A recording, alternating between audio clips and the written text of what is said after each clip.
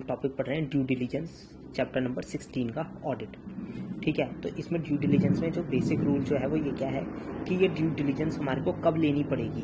तो सिंपल सी बात है, इस चैप्टर के हिसाब से क्या है, हमारा ड्यू डिलीजेंस कब लेनी पड़ेगी। ड्यू डिलीजेंस तब ली जाती है जबकि कि एक एक्वायरर जो है वो किसी और कंपनी को, मतलब कंपनी हो गया टारगेट, किसी और टारगेट को क्या करना चाहता हो, एक्वायर करना चाहता हो, तो उस वक्त हमारे को जो वो है कुछ ड्यू डिलीजेंस लेनी पड़ेगी कंपनी को, कंपनी के अकाउंटेंट्स को। ठीक है, फिर आ गया हमारा पेज 16.2 पे कि हमारी डेफिनेशन क्या होती है ड्यू डिलीजेंस की। ड्यू डिलीजेंस क्या होता है, ड्यू डिलीजेंस एक प्रोसेस है किस चीज का, इन्वेस्टिगेशन का। मतलब कि देख, इन्वेस्टिगेशन हमारा सेकंड टॉपिक है इस चैप्टर का, चैप्टर नंबर 16 का, लेकिन ये जो ड्यू डिलीजेंस है वो एक प्रोसेस ऑफ इन्वेस्टिगेशन ही है। और ये परफॉर्म किसके द्वारा की जाती है, मतलब कि हमने बताया एक्वायरर, एक्वायरर कौन है, जो इन्वेस्ट करने जा रहा है। ठीक है, तो मतलब कि परफॉर्म की जाती है इन्वेस्टर्स के द्वारा। और ये ड्यू डिलीजेंस जो होती है वो क्या की जाती है, डिटेल्स, इसमें क्या की जाती है, हमारा वो पोटेंशियल इन्वेस्टमेंट की डिटेल्स को फाइंड आउट किया जाता है। ठीक है, क्या है, हमारा डिटेल्स को फाइंड आउट किया जाता है ऑफ द पोटेंशियल इन्वेस्टमेंट, जैसे कि क्या क्या हो सकती है एग्जामिनेशन, और कैसे किया जा सकता है ये, जैसे हम एग्जामिनेशन ऑफ ऑपरेशंस कर सकते हैं, मैनेजमेंट कर सकते हैं, and verification of material facts कर सकते हैं। मतलब कि दो चीज़ हो गई, एग्जामिनेशन करेंगे हम ऑपरेशंस का एंड मैनेजमेंट्स का, और दूसरा हो गया हमारा हम वेरिफिकेशन करेंगे मटेरियल फैक्ट्स का। अब हमारा क्या क्या difference between due diligence and audit क्या होता है। देख, ड्यू डिलीजेंस सबसे पहले हमारा क्या डिफरेंस क्या होते हैं, दो पॉइंट्स याद रखने हमारे को। एक तो डेफिनेशन में अंतर है कि ड्यू डिलीजेंस क्या होता है, ऑडिट क्या होता है। ऑडिट जो होता है वो एक इंडिपेंडेंट एग्जामिनेशन होता है एंड इवैल्यूएशन होता है of the financial statement of an organisation, जो कि किया जाता है with a view to express an opinion there on. लेकिन जो ड्यू डिलीजेंस होता है वो एक प्रोसेस ऑफ इन्वेस्टिगेशन है जो कि परफॉर्म किया जाता है इन्वेस्टर्स के द्वारा। कैसे, डिटेल्स ऑफ पोटेंशियल इन्वेस्टमेंट को फाइंड आउट करके, जैसे कि वो डिटेल्स कौन कौन सी हो सकती हैं, जैसे examination of operations and management and verification of material fact. फिर दूसरा हमारे को याद रखना है कि हमारा जो डिफरेंस आता है वो डिफरेंस इन एम होता है, मतलब कि एम डिफरेंट होता है हमारा। हम फाइनेंशियल स्टेटमेंट्स को जो रिव्यू करते हैं, हम क्या करते हैं, वो फाइनेंशियल स्टेटमेंट्स का जब ऑडिट कर रहे होते हैं तो क्या कर रहे होते हैं, हम रिव्यू कर रहे होते हैं financial and non financial records. ठीक है, लेकिन जब हम ड्यू डिलीजेंस कर रहे होते हैं तो हम ड्यू डिलीजेंस क्या होता है, वो एम करता है क्या करने के लिए, to take the care that are reasonable person should take before entering into an agreement और a transaction with another party. ठीक है, क्या है, हमारा ड्यू डिलीजेंस जो होता है वो एम करता है to take care that a reasonable person should take before entering into an agreement और a transaction with another party. फिर आगे हमारा इंपॉर्टेंस ऑफ ड्यू डिलीजेंस क्या होता है। जो सेकंड क्वेश्चन बन सकता है वो बन सकता है हमारा report importance of due diligence. Importance of due diligence क्या है, हमारे चार तरीके की इंपॉर्टेंस होती है हमारी ड्यू डिलीजेंस की। कि अब खुद सोचो, ड्यू डिलीजेंस हम क्यों करना चाह रहे हैं, ताकि कि हम ठगे ना जाए, हम जो इन्वेस्ट कर रहे हैं वो उसकी हम फेयर वैल्यू ही दे रहे हों उस इन्वेस्टमेंट की, ना कि उससे ज्यादा पैसे दे रहे हो। तो हमारे को हम ठगे कैसे जा सकते हैं कि हो सकता है कि वो बिजनेस, वैसा बिजनेस जो दिख रहा है वो वैसा हो ही ना। तो पहली इंपॉर्टेंस क्या है, हमारे को कंफर्म करना है that the business is what it appears to be. दूसरा क्या है हमारा, to identify potential deal killer defects. मतलब कि हो सकता है कुछ ऐसे डिफेक्ट्स आ जाएं जिसकी वजह से जो हम डील कर रहे हैं वो कहीं ना कहीं हमारी बेकार हो जाए। तो हमारे को क्या आइडेंटिफाई करना है, पोटेंशियल डील किलर इफेक्ट्स की, जो कि डील को किल कर सकते हो। तो ऐसे डिफेक्ट्स को फाइंड आउट करना है, to identify the potential deal killer defects in the target and avoid a bad business transaction. की हो सकता है कि कोई ऐसा डिफेक्ट आ जाए जिसकी वजह से, ऐसी कमी आ जाए जिसकी वजह से हो सकता है कि हम 5-10 करोड़ रुपए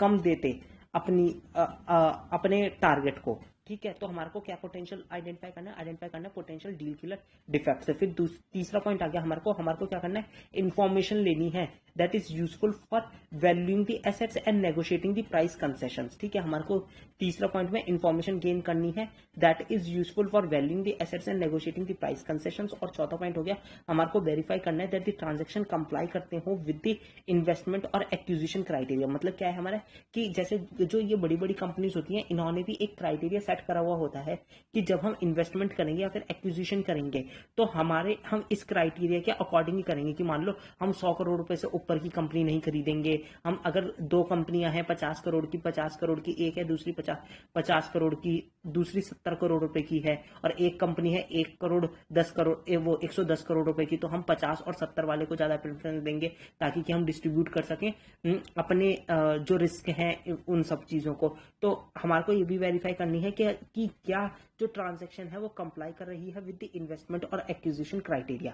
फिर आगे हमारा classification of due diligence. Classification of due diligence में क्या बता रखा है कि हमारे किस किस प्रकार के ड्यू डिलिजेंस होते हैं। तो हमारे यहाँ पे टोटल 6 तरीके के ड्यू डिलिजेंस होते हैं। कौन कौन से? सबसे पहले कमर्शियल और ऑपरेशनल ड्यू डिलिजेंस, दूसरा हो गया फाइनेंशियल ड्यू डिलिजेंस, तीसरा हो गया टैक्स ड्यू डिलिजेंस, चौथा हो गया लीगल ड्यू डिलिजेंस, पांचवा हो गया एनवायरमेंटल ड्यू डिलिजेंस और छठा हो गया हमारा पर्सनल ड्यू डिलिजेंस। अब इसको याद करने का शॉर्टकट क्या है हमारा? PC left. मतलब कि सिंपल सी बात है, हमारे को क्लासिफिकेशन ऑफ ड्यू डिलिजेंस मतलब कि कितने तरीके की ड्यू डिलिजेंस हो सकती है? 6 तरीके की हो सकती है और इसका शॉर्टकट है पीसी लेफ्ट। मतलब पीसी लेफ्ट क्या होता है हमारा? कि पी से हो गया हमारा पर्सनल ड्यू डिलिजेंस, सी से हो गया हमारा कमर्शियल या फिर ऑपरेशनल ड्यू डिलिजेंस, एल से हो गया हमारा लीगल ड्यू डिलिजेंस, ई से हो गया हमारा एनवायरमेंटल ड्यू डिलिजेंस, एफ से हो गया हमारा फाइनेंशियल ड्यू डिलिजेंस और टी से हो गया हमारा वो टैक्स ड्यू डिलिजेंस। तो ड्यू डिलिजेंस 6 तरीके की हो सकती हैं। मतलब कि ड्यू डिलिजेंस हमारे को करनी है और इसकी वजह से कि कैसे की हो सकता है कि हम पीसी छोड़ दें, मतलब परचेज कंसीडरेशन छोड़ दें कुछ, तो इस वजह से हमारा इसका शॉर्टकट है पीसी लेफ्ट। ठीक है, अब आ गया हमारा कि ये जो ये ड्यू डिलिजेंस है वो सब क्लासिफाई किया जा सकता है into discipline wise exercises in the following manner. कौन कौन सी? ये पीसी लेफ्ट जो है। अब इसमें ये आ गया कि हमारा कमर्शियल या फिर ऑपरेशनल ड्यू डिलिजेंस जो होता है वो क्यों परफॉर्म करेंगे हम? ये जनरली परफॉर्म करेंगे by concerned acquiree enterprise involving an evaluation. इसमें हम क्या करते हैं? इवेल्यूशन करते हैं from commercial, strategic and operational perspective. मतलब कि 3 पर्सपेक्टिव से हम यहाँ पे इवेल्यूशन कर रहे होते हैं कमर्शियल या फिर ऑपरेशनल ड्यू डिलिजेंस में। कौन कौन सी इवेल्यूशन कर रहे होते हैं हम? From commercial, strategic and operational perspective. और एग्जांपल क्या है हमारा कि whether propose merger would create operational synergies. इसमें हमारे को केस स्टडी बन के आ सकती है कि ये बताओ कि ये कौन सी वाली ड्यू डिलिजेंस है। तो इसमें अगर मान ली किसी भी केस स्टडी में ये आ रहा है कि हमारी क्या कर रही है? ऑपरेशनल सिनर्जीज क्रिएट हो रही है, तो मतलब कि वो कमर्शियल या फिर ऑपरेशनल ड्यू डिलिजेंस है। ठीक है, तो मतलब कि क्या है हमारा एक कमर्शियल ऑपरेशनल ड्यू डिलिजेंस में हम 3 चीजें को वो कर रहे हैं। कमर्शियल क्या क्या इवेल्यूएशन कर रहे हैं हम? कमर्शियल का, स्ट्रेटेजिक का एंड ऑपरेशनल पर्सपेक्टिव का। और एग्जांपल क्या है हमारा कि जो जहां पे कि मर्जर जो है वो क्रिएट कर रहा है कि क्या जो मर्जर है वो क्रिएट कर रहा है ऑपरेशनल सिनर्जीज को। फिर आगे हमारा फाइनेंशियल ड्यू डिलिजेंस, ये क्या करता है? इन्वॉल्व करता है analysis of books of accounts and other information pertaining to financial matters of the entity. मतलब कि हमारे को इसमें क्या हम करते हैं? एनालिसिस करते हैं बुक्स ऑफ अकाउंट्स का एंड अदर इन्फॉर्मेशन को जो कि रिलेट कर रहे होते हैं टू द फाइनेंशियल मैटर्स से। ठीक है, ये परफॉर्म कब किया जाना चाहिए? After completion of commercial due diligence. मतलब कि पहले हम कमर्शियल ड्यू डिलिजेंस देख लेंगे कि क्या इसके वजह से मेरे को कंपनी को कोई बेनिफिट होगा, कोई ऑपरेशनल सिनर्जीज होगी कमर्शियल की वजह से। हाँ हो रही है तो फिर फाइनेंशियल देखेंगे। फाइनेंशियल क्या करेंगे? फिर हम बुक्स ऑफ अकाउंट्स देखेंगे, उसकी अदर इन्फॉर्मेशन देखेंगे, वो सब देखेंगे। फिर आगे हमारा टैक्स ड्यू डिलिजेंस। अब टैक्स ड्यू डिलिजेंस क्या होता है हमारा? कि ये सेपरेट ड्यू डिलिजेंस है लेकिन ये इंटीग्रल कंपोनेंट होता है। ये जो है वो इंक्लूड करता है फाइनेंशियल ड्यू डिलिजेंस। ये जो टैक्स ड्यू डिलिजेंस होता है ये अपना आप में इंक्लूड कर रहा होता है फाइनेंशियल ड्यू डिलिजेंस को। और अकाउंटेंट हैज टू टेक, इसमें सबसे इंपॉर्टेंट लाइन ये है कि accountant has to look at the tax effect of merger और एक्विजिशन। ठीक है, मतलब कि हम हर जो अकाउंटेंट है उसे ये देखना होगा कि क्या इफेक्ट आएगा अगर मैं मर्जर या एक्विजिशन करता हूँ इस कंपनी का। तो फिर आगे हमारा इंफॉर्मेशन ड्यू डिलिजेंस, ये हमारे उसमें नीचे रखा 6 पॉइंटों में। तो हमारे को याद रखना है कि इन्फॉर्मेशन ड्यू डिलिजेंस भी होता है। इन्फॉर्मेशन सिस्टम्स ड्यू डिलिजेंस में क्या होता है कि हमारे को ये देखना है कि all the computer systems and related matter of the entity जो है वो मतलब कि सेम से है या नहीं है। मतलब कि कैसे हो गया कि जैसे फॉर इंस्टेंस एक कंपनी तो यूज कर रही है, हमारी कंपनी यूज कर रही है सैप, ठीक है, लेकिन जो सामने वाली कंपनी है वो टैली यूज कर रही है, तो भैया हम कैसे अकाउंट्स को मिलाएंगे? उतने उसमें बहुत ज्यादा टाइम और बहुत ज्यादा हमारी एफिशिएंसी और वेस्टेज हो जाएगी। ठीक है, तो हमारे को ये भी देखना होता है कि मतलब कि pertains to all information system due diligence में इट पर्टेन्स टू ऑल, मतलब कि इसमें क्या क्या इंक्लूड होता है? It includes all the computer systems and related matter of the entity. ठीक है, हमारे computer systems and related matters of the entity. फिर लीगल ड्यू डिलिजेंस में क्या करता है हमारे को ये देखना है कि legal aspects of the functioning of the entity are reviewed here. फिर आगे हमारा वो environmental due diligence, it is carried out in order to study the entity's environment, its flexibility and adaptiveness to the acquirer entity. मतलब कि इसमें हमारी 3 चीजें हमारे को स्टडी करनी होती है एनवायरमेंटल ड्यू डिलिजेंस में। एक तो हमारे को इस चीज से कंफ्यूज नहीं होना है कि ये एनवायरमेंटल ड्यू डिलिजेंस जो है वो हमारा कहीं ना कहीं वो एनवायरमेंट से, सोशल एनवायरमेंट से मैटर करता है। नहीं, यहाँ पे ये एंटिटी एनवायरमेंट बता रहा है कि एंटिटी के एनवायरमेंट को स्टडी करते हैं हम, फ्लेक्सिबिलिटी को स्टडी करते हैं and adaptiveness to the acquirer entities को स्टडी करते हैं। फिर पर्सनल ड्यू डिलिजेंस, मतलब कि यहाँ पे ये पर्सनल नहीं है, ये पर्सनल है, personnel personal due diligence, personal due diligence में क्या होता है, एंटिटीज पर्सनल पॉलिसीज की क्या एंटिटी की पर्सनल पॉलिसीज जो है वो इन लाइन है या फिर चेंज की जा सकती हैं to suit the requirements of the restructuring की। हो सकता है कि हमारी वो एम्प्लॉय की पॉलिसीज, हमारी एम्प्लॉय या रेम्युनरेशन पॉलिसीज जो है वो डिफरेंट हो एक्वायर्ड एंटिटी से, तो क्या वो इन लाइन है? अगर इन लाइन नहीं है तो क्या वो चेंज हो सकती हैं? अगर ये भी तो हो सकता है कि मान लो हम किसी सब्सिडरी को जो है वो एक्वायर कर रहे हो अब, और उसमें ये रखा हो कि होल्डिंग के कहने के अगर होल्डिंग जब तक परमिशन नहीं देगी तब तक नहीं चेंज कर सकते, तो कोई फायदा नहीं हुआ ना हमारा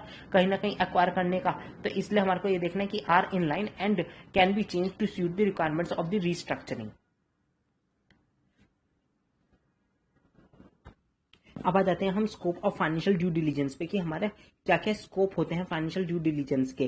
तो स्कोप में हमारे को क्या है, फाइनेंशियल ड्यू डिलीजेंस जब हम कर रहे हैं तो हमारे को क्या क्या मैटर जो है वो इंक्लूड करने चाहिए जब हम फाइनेंशियल ड्यू डिलीजेंस कर रहे हों। तो क्या क्या होते हैं हमारे इसमें, हमारे को टोटल के टोटल 8 पॉइंट दे रखे हैं। देख, सबसे पहले क्या हमारे को देखना है brief history of the target and background of its promoters की मेरी क्या ब्रीफ हिस्ट्री है टारगेट की और क्या बैकग्राउंड है प्रमोटर का। ठीक है, क्या है हमारे को क्या याद रखना है, brief history of the target and background of its promoters की भैया पीछे का कैसा इसका बैकग्राउंड है। अब देखो अगर मान लो टाटा कंपनी है तो टाटा तो भैया इतनी वैल्यूएबल कंपनी है कि उसका बैकग्राउंड देखने की जरूरत ही नहीं है। लेकिन कोई कंपनी ऐसी भी हो सकती है जिसका कि बैकग्राउंड देखने की जरूरत हो कि भैया वो पीछे से क्या करते आ रहे थे। जैसा हमने टी सीरीज में देखा था कि वो पहले क्या करते थे, वो पायरेटेड बेचते थे।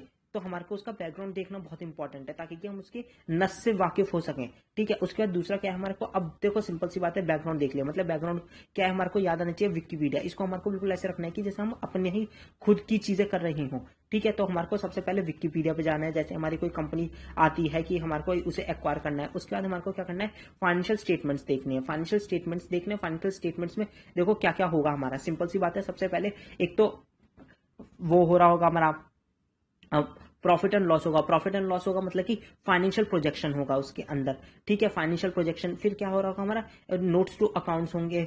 नोट्स टू अकाउंट्स में क्या है हमारा, अकाउंटिंग पॉलिसीज होंगी, तो अकाउंटिंग पॉलिसीज हम वहां से देख लेंगे। फिर हमारे सिंपल सी बात है, इनकम टैक्स की रिटर्न भी गई होगी, तो इनकम टैक्स की रिटर्न मतलब कि टैक्सेशन देख लेंगे। उसके बाद क्या है हमारा, कुछ इन्फॉर्मेशन दी जाती है नोट्स टू अकाउंट्स में ही एम्प्लॉयज के बारे में या फिर मैनेजमेंट के बारे में कि इसकी इतनी रेम्युनरेशन थी, तो मैनेजमेंट एंड एम्प्लॉयज देख लेंगे। उसके बाद आ गया हमारा कि फिर क्या हो रहा होगा, कुछ ना कुछ लीगल कि अब हमारा क्या है वो आरओसी का कंप्लायंस कर रहा है या नहीं, ये भी देखेंगे। तो मतलब कि स्टैट्यूटरी कंप्लायंस तो हो गए हमारे आठों के 8 पॉइंट। तो हमारे को किस तरीके से याद रखना है, देखो सबसे पहले हमारे को विकिपीडिया खोलनी है, उसके बाद हमारे को फाइनेंशियल स्टेटमेंट्स देखने हैं, रिव्यू करने हैं फाइनेंशियल स्टेटमेंट्स। अब रिव्यू फाइनेंशियल स्टेटमेंट्स में क्या क्या करेंगे, सबसे पहले हम पीएनएल देखेंगे। पीएनएल देखेंगे मतलब कि फाइनेंशियल प्रोजेक्शन देखेंगे। फाइनेंशियल प्रोजेक्शन देखने के बाद हम नोट्स टू अकाउंट में जाएंगे। नोट्स टू अकाउंट में जाने के बाद हम देखेंगे अकाउंटिंग पॉलिसीज क्या क्या है उनकी, अकाउंटिंग पॉलिसीज। और अकाउंटिंग पॉलिसीज देखने के बाद हम क्या करेंगे, मैनेजमेंट एंड एम्प्लॉयज के लिए कुछ इन्फॉर्मेशन दी गई होगी जैसे कि रेम्युनरेशन एंड ऑल दैट, तो हम मैनेजमेंट एंड एम्प्लॉयज के बारे में देखेंगे। फिर हम देखेंगे कैश फ्लो।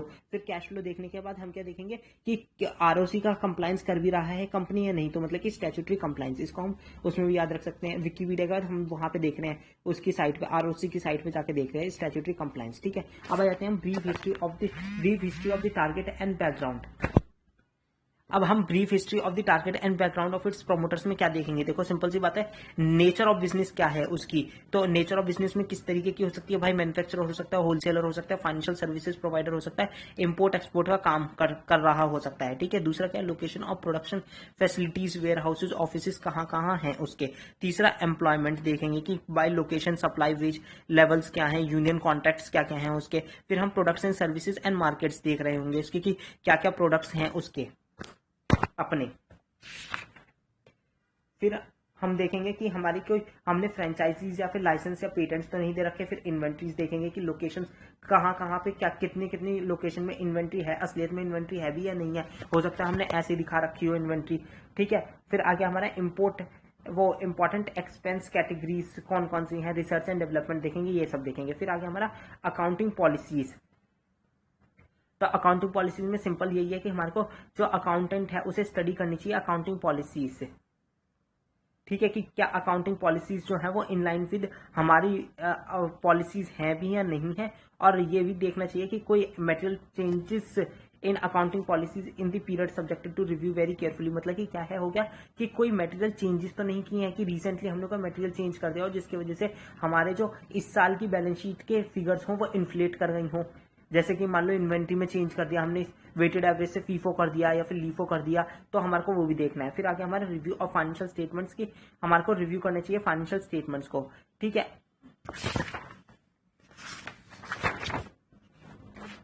फिर टैक्सेशन देखना है, कैश फ्लो देखना है हमारे को। कैश फ्लो में तो 4 पॉइंट ये देखने हैं कि कैश फ्लो के टाइम पे हमारे को ये चेक करना है 4 चीजें। क्या क्या 4 चीजें हैं जो कि हमारे को चेक करना है कैश फ्लो में, कि is the company able to honour its commitments to its trade payables to the banks to government and other stakeholders, की क्या कंपनी ऑनर कर भी पा रही है अपने कमिटमेंट्स को, किस किस को, ट्रेड पेबल्स को, बैंक्स को, गवर्नमेंट को एंड अदर स्टेक होल्डर्स को। दूसरा देखना है कि how well is the company able to turn its trade receivables and inventories, की देखो अब भैया पे तो कर पा रही है लेकिन जो हमारे ट्रेड रिसीवेबल्स हैं उनसे एंड इन्वेंटरीज से पैसे कलेक्ट भी कर पा रही है या नहीं कर पा रही है। तो how well is the company able to turn its trade receivables and inventories. फिर आ गया हमारा how well does it deploy its funds, मतलब कि अब मान लो देखो ट्रेड रिसीवेबल्स एंड इन्वेंटरीज से तो पैसे आए, वो उनमें से कुछ पैसे मान लो कि 100 रुपए आए, 100 रुपए में से 40 रुपए कहाँ चलेगा, ट्रेड पेबल्स को चलेगा, बैंक्स को चलेगा इंटरेस्ट के तौर पे, गवर्नमेंट को चलेगा टैक्स के तौर पे एंड अदर स्टेक होल्डर्स को चलेगा। अब 60 रुपए तो बचे होंगे, 60 रुपए का क्या करेगी, अगर 60 रुपए करंट अकाउंट में पड़े हुए तो बेकार हो रहे हैं, उनकी एफडी करवानी पड़ेगी उसे। तो how well does it deploy its funds, की वो कहाँ कहाँ अपने फंड्स को कैसे डिप्लॉय करती है। Are there any funds lying idle और is the company able to reap maximum benefit out of the available funds, ठीक है। तो क्या होगा हमारा डी पॉइंट ये है कि क्या कहीं ऐसा तो नहीं है फंड्स आइडल पड़े हुए हों, जैसे अगर करंट अकाउंट में पड़े तो वो भाई आइडल पड़े हैं, उसका कोई फायदा नहीं है। फिर आगे हमारा फाइनेंशियल प्रोजेक्शंस देखनी है कि ऑब्टेन करना पड़ेगा कि टारगेट कंपनी का कि वो कि नेक्स्ट 5 ईयर्स में with detailed assumptions and workings, की क्या हमारी कंपनी जो है वो नेक्स्ट 5 ईयर्स में कैसे किस लेवल पर पहुंच जाएगी। आज हमने 100 करोड़ रुपए लगा दिए, 100 करोड़ रुपए हमारे कितने सालों में रिकवर हो जाएंगे ये भी तो देखने की जरूरत है ना। तो ये होगा फाइनेंशियल प्रोजेक्शंस, ठीक है। तो नेक्स्ट 5 साल में डिटेल्ड असम्पशंस या वर्किंग के साथ हमारी कंपनी कहां पे होगी। फिर आगे हमारा मैनेजमेंट एंड एम्प्लॉयज की क्या होता है हमारा, कि मान लो अब हमने पूरी नई कंपनी वो कर ली, अपने पास ले ली, लेकिन अब हमारे पास एग्जिस्टिंग एम्प्लॉयज भी तो होंगे, तो हमारे को ये भी आइडेंटिफाई करना है कि कितनी लेबर फोर्स रिटेन की जानी चाहिए, ठीक है। How much labour force is to be retained. और हमारे को ये भी देखना है कि इसी में ही मैनेजमेंट एंड एम्प्लॉयज में कि क्या हमने जो भी एम्प्लॉयज जितने भी एम्प्लॉय बेनिफिट्स हैं जैसे कि PF, ESI, PF, gratuity, leave, superannuation etcetera जो है वो प्रॉपर्ली पे भी किए गए हैं या फिर प्रॉपर्ली प्रोवाइड कर दिए गए हों। फिर आगे हमारा स्टैट्यूटरी कंप्लायंस क्या होता है हमारा, कि हमारे को ये देखना है कि सारे के सारे स्टैट्यूटरी कंप्लायंस से कंप्लाई कर भी रही है नहीं, ये चेकलिस्ट बनानी है। और फिर ये देखना है कि कंपनी कंप्लाई कर रही है सारे के सारे लीगल कंप्लायंस पूरे करने में, रेगुलर है लीगल कंप्लायंस पूरे करने में। फिर आगे हमारा इसमें ही दूसरा टॉपिक आ जाता है, सबसे इंपॉर्टेंट वो है हिडन लाइबिलिटीज। एक है हिडन लाइबिलिटीज, एक है हमारे ओवर वैल्यूड एसेट्स की कहीं ओवर वैल्यूड एसेट्स तो नहीं है, और हिडन लाइबिलिटीज की कोई कहीं ऐसी छुपी लाइबिलिटीज तो नहीं बैठी हुई है। हिडन लाइबिलिटीज में हमारे को ये ध्यान रखना है कि क्या कोई हिडन लाइबिलिटी तो नहीं है। तो हिडन लाइबिलिटी का शॉर्टकट क्या है, वो हिडन एल ही है। हिडन एल मतलब कि एच से क्या हो गया हमारा, हो गया हमारा एच से हो गया कि हम होल्ड करके रखते हैं। होल्ड करके क्या रखते हैं हम जनरली कंपनीज की long pending sale tax assessment जो है उनको होल्ड करके रखते हैं कि चल ठीक है डिमांड आई है कोई नहीं पे कर देंगे, बाद में कर देंगे, आराम से कर देंगे। तो एच से हो गया होल्ड। होल्ड का मतलब क्या हो गया हमारा, होल्ड करके रखते हैं हम लॉन्ग पेंडिंग सेल टैक्स के असेसमेंट्स को। आई से हो गया मतलब कि आई मतलब कि बाई मतलब कि क्या हो गया, agreement to buy back share से sold at a stated price. D से हो गया हमारा वो ड्यूटी मतलब कि असेसमेंट ऑफ कस्टम्स ड्यूटी। और दूसरे डी से ही ये मान लेंगे कि ड्यूटी जैसा क्या होता है, टैक्स होता है। तो मतलब कि tax liabilities under direct and indirect taxes, मतलब कि डी से हो गया हमारा डायरेक्ट एंड इनडायरेक्ट टैक्सेस, ठीक है। तो tax liabilities under direct and indirect taxes. E से हो गया हमारा एनवायरमेंटल लाइबिलिटीज या एनवायरमेंटल प्रॉब्लम्स क्लेम्स तो नहीं है, थर्ड पार्टी क्लेम्स तो नहीं है कोई हमारे। और एन से हो गया नोटिस मतलब कि कोई शो कॉज नोटिस तो नहीं है जो कि कंपनी को दिया गया हो। और फिर एल से आ जाता है हमारा लेटर ऑफ कंफर्ट्स, और एल से आ जाता है हमारा फ्यूचर की लीज लायबिलिटीज, ठीक है।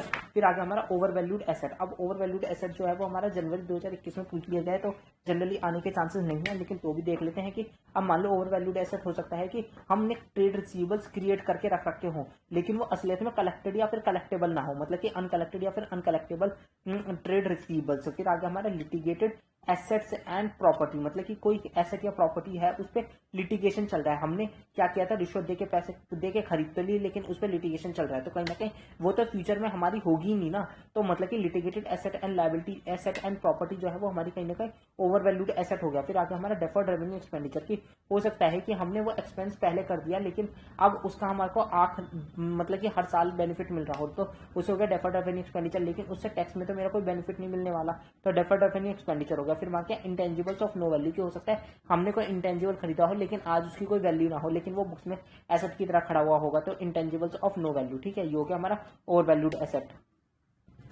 फिर हम जाते हैं how to conduct due diligence, तो हमारे को कैसे कंडक्ट करना है ड्यू डिलीजेंस का, ठीक है। तो उससे पहले हमारा एक क्वेश्चन है work approach to due diligence की, हमारे को कैसे अप्रोच करना है ड्यू डिलीजेंस के लिए। तो सबसे पहले हमारे को रिव्यू, ये तो हमारे को स्टेप 1, स्टेप 2, स्टेप 3, स्टेप 4 के हिसाब से याद रखना है। इसमें 4 स्टेप्स हैं, 4 स्टेप्स को इसको लाइन बाय लाइन याद रख लेना है। क्या है हमारा reviewing and reporting on the financial submitted by the target company की। सबसे पहले हमारे को क्या करना है, रिव्यू करना है, रिपोर्ट करना है किस पे, फाइनेंशियल्स जो है वो सबसे इंपॉर्टेंट है किसी भी कंपनी के, मेन जो आधार है वो फाइनेंशियल्स ही है। तो सबसे पहले हमारे को क्या करना है, सबसे पहले तो ये देखो, एक काम करो, रिव्यू कर लो एंड रिपोर्ट कर दो on financial submitted by the target company, जो कंपनी टारगेट कंपनी ने हमें दिया है, ठीक है। उसके बाद क्या है हमारा assessing the business first hand by a site visit. अब क्या है, हमने क्या किया, ये करने के बाद कि हमने फाइनेंशियल देखा, फाइनेंशियल देखने के बाद अब फाइनेंशियल्स में हमने देखा कि भैया इन्वेंट्री है, ये है, वो है, फलाना है, दिखाना है, तो हमारे को क्या है, चल एक काम करते हैं, साइट विजिट कर आते हैं।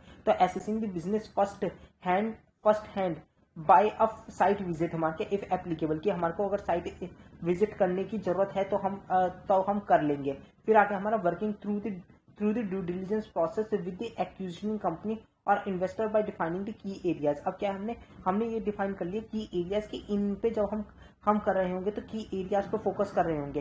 फिर आगे हमारा helping prepare an offer based on completion of due diligence. अब हमने जब ड्यू डिलीजेंस कर लिया तो उसका ऑब्जेक्टिव क्या है, ड्यू डिलीजेंस करने का ऑब्जेक्टिव ये है कि हम एग्जैक्ट फेयर वैल्यू जान सकें टारगेट कंपनी की। तो टारगेट कंपनी की जब हमने फेयर वैल्यू फाइंड आउट कर ली तो हम एक प्रिपेयर करेंगे ऑफर, तो helping prepare an offer based on the completion of due diligence. फिर आगे हमारा how to conduct a due diligence, तो हमारे को इसमें क्या है, 6 स्टेप है। सबसे पहले start with open mind, identify, मतलब कि भैया दिमाग खुला रख के चलो, आइडेंटिफाई करो trouble spots and ask for explanation, ठीक है। आइडेंटिफाई कर लो, हम आइडेंटिफाई कर लेंगे ट्रबल स्पॉट्स को और आस्क कर लेंगे फॉर एक्सप्लेनेशन। फिर दूसरा होगा हमारा get best team of the people, मतलब कि हमारे को बेस्ट टीम लेकर आनी पड़ेगी, ठीक है। यू में हायर ड्यू डिलीजेंस एक्सपर्ट, हम क्या कर सकते हैं, हायर भी कर सकते हैं ड्यू डिलीजेंस एक्सपर्ट को। फिर आगे हमारा वो get help in all areas like finance, accounting etcetera to get the 360 view. हमारे को क्या करना है, 360 व्यू लेना है, तो हमारे को क्या करना पड़ेगा, हेल्प लेनी पड़ेगी हर एरिया में, जैसे कि फाइनेंस, अकाउंटिंग एक्सेट्रा हो गया टू गेट दी 360 व्यू। फिर चौथा हो गया हमारे क्या, talk to the customer, suppliers, business partners, employees, जो कि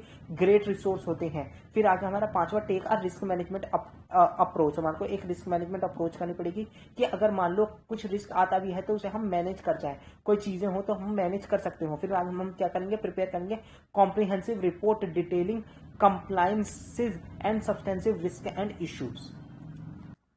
फिर आ जाता है हमारा contents of due diligence report क्या क्या होते हैं। सबसे पहले एग्जीक्यूटिव समरी होती है, फिर इंट्रोडक्शन होता है, फिर बैकग्राउंड ऑफ टारगेट की हमारा टारगेट क्या है, क्या करता है, क्या नहीं करता है, ऑब्जेक्टिव ऑफ ड्यू डिलीजेंस की हमारा क्या ऑब्जेक्टिव है ड्यू डिलीजेंस करने का, ताकि कि हम एक ऑफर प्रिपेयर कर सकें। फिर आगे हमारा वो पांचवा हो गया हमारा brief history of the company, और छठा हो गया शॉर्ट एनालिसिस, ठीक है। बस जो इन्वेस्टिगेशन है वो नेक्स्ट वीडियो में।